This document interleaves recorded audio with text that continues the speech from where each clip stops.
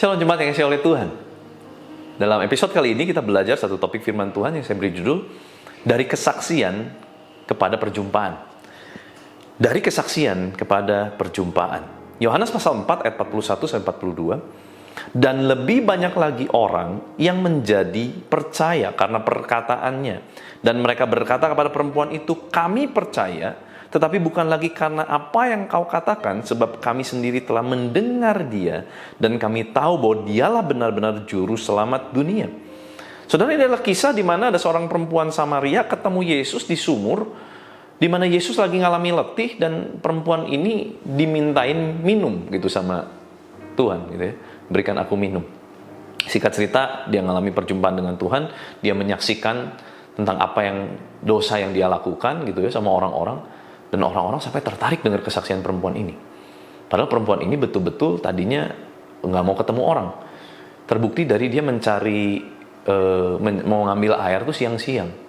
Dimana siang-siang tuh menurut kebudayaan Yahudi saat itu nggak ada yang ngambil air. Nah biasanya orang yang ngambil air siang-siang itu adalah orang yang memang menghindari keramaian. Atau mungkin dia adalah buah bibir, buah perkataan dari orang-orang. Sehingga dia menghindari ketemu orang.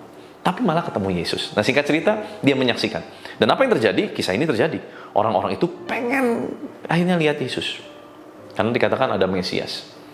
Tetapi, kemudian ayatnya luar biasa bilang begini. Tetapi pada akhirnya, dari kesaksian itu, mereka menjadi percaya bukan lagi karena apa yang disaksikan. Tetapi mereka sendiri mendengar dia, ngalamin Tuhan. Sehingga mereka yakin dirinya. Yakin bahwa Tuhanlah benar-benar juru selamat dunia. Satu keyakinan yang kokoh. Nah saudara, sebuah kesaksian akan pertolongan Tuhan atau hal-hal supranatural itu dapat membuat seseorang ingin tahu lebih lagi tentang Tuhan. Jadi bagus sekali kita mendengarkan kesaksian atau kita yang ngalamin disembuhkan hal supranatural, dipulihkan, kita saksikan. Itu luar biasa. Itu akan menarik orang untuk pengen tahu siapa Yesus. Tetapi kemudian itu harus dibawa kepada perjumpaan. Gak bisa berhenti pada kesaksian saja. Orang itu sendiri yang harus mengalami perjumpaan. Kenapa? Karena badai akan datang, masalah silih berganti akan datang, problem akan datang, himpitan akan datang, tekanan akan datang. Nah saat itu semua datang, kita gak bisa ngandalin kesaksian orang. Tetapi justru Tuhan mau kita ngalamin Tuhan. Sehingga kita yang bisa menyaksikan kebesaran Tuhan. Saudara mungkin mendengar kesaksian hidup saya disembuhkan dari sakit Crohn. Tetapi kemudian, saudara sendiri harus ngalamin. Sebab saudara tidak bisa bergantung hanya pada kesaksian saya. Saudara harus bergantung pada apa yang kau alami, pengalaman bersama dengan Tuhan. Perjalanan kehidupan kerohanian kita. Mari saudara, yang kita butuh lebih lagi bukan tahu kesaksian tentang orang yang luar biasa. Tetapi kita ngalamin perjumpaan dengan Tuhan. Maka saudara, satu level kita belajar, next level. Bukan cuman mendengar kesaksian, tetapi ngalamin perjumpaan dengan Tuhan. Perjumpaan dengan Tuhan itu seperti apa? Tiba-tiba ngalamin Tuhan face to face gitu ya. Ya ada, saudara, ada cerita-cerita di mana ngalami hal-hal supernatural, betul-betul ngalamin Tuhan, ada terang di dalam kamar kosnya, betul-betul ada Tuhan di situ, bicara hangat, suasana berubah. Ada, hal-hal supranatural itu ada. Tetapi, seringkali kita lupakan. Ada pengalaman-pengalaman berjalan dengan Tuhan yang mungkin terlihat natural. Tapi sebetulnya itu adalah perjalanan, perjumpaan dengan Tuhan. Wanita ini mungkin kalau lihat Yesus, apalagi dia lihat, oh ini Mesias. Kok Mesias bisa letih gitu ya. Kan dalam kondisi dia ketemu Yesus tuh dalam kondisi Yesusnya letih loh. Yesusnya letih oleh perjalanan jauh, Alkitab mencatat. Masa iya Mesias letih begitu kan? Kan kok kurang supranatural nih.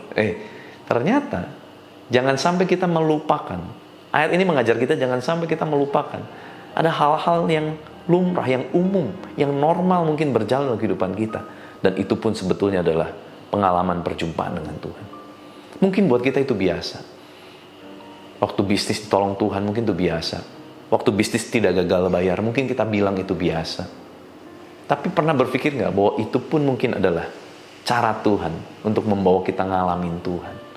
Maka dari itu, saudara, kita harus belajar peka, lihat. Jangan terus pengen hal-hal yang spektakuler.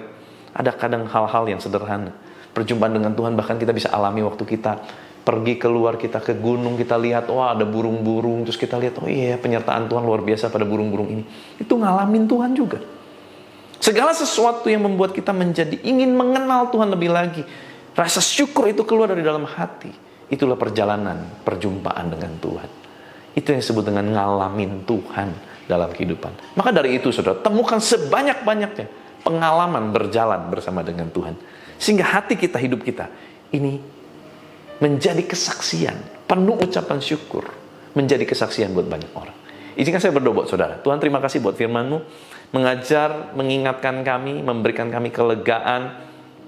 Kami mau Tuhan betul-betul dibawa kepada the next level, bukan cuma dengar saksian orang, tetapi kami juga boleh menyaksikan, sebab kami yang mengalami perjumpaan pribadi dengan Tuhan. Perjumpaan yang khusus bahkan, di mana orang lain nggak ngalami, tapi kami ngalami.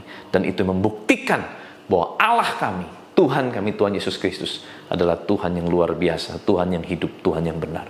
Terima kasih Tuhan. Berkati seluruh aktivitas anak-Mu sepanjang hari ini, apapun yang mereka kerjakan. Biar Kau jadikan mereka berhasil di dalam nama Tuhan Yesus Kristus. Kuasa kehidupan, kuasa kebangkitan Kristus mengalir memerintah atas hidup kami. Haleluya, sama-sama kita katakan amin. Tuhan Yesus memberkati.